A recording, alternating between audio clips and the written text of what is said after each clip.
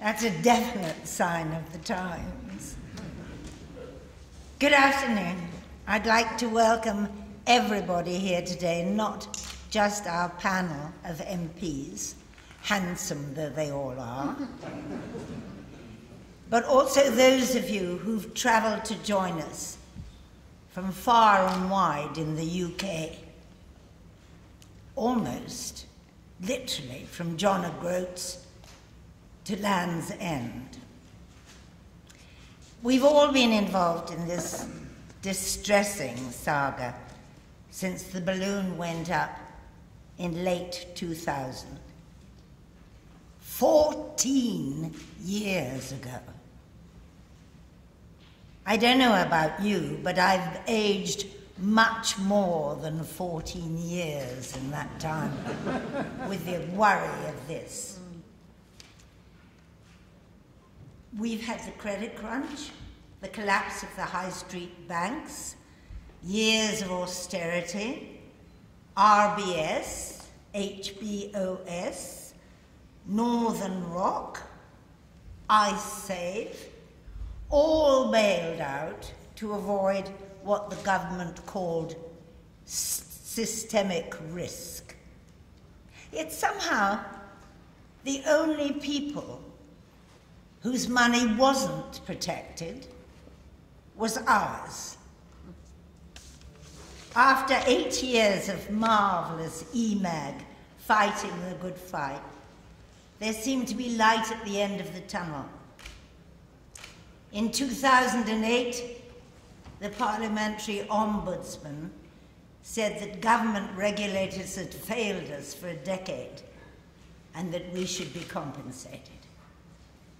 And in 2010, there seemed a real chance that at last we would get our losses compensated.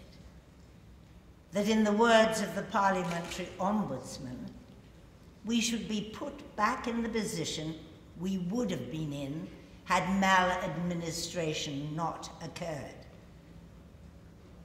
But the incoming government decided to do it on the cheap. Allegedly full compensation for WPAs, nothing for pre-1992 WPAs, and the crumbs from the table for the rest of us. Instead of honouring its debts, the government decided to bundle us in with the public spending review and treat it like some kind of charity scheme.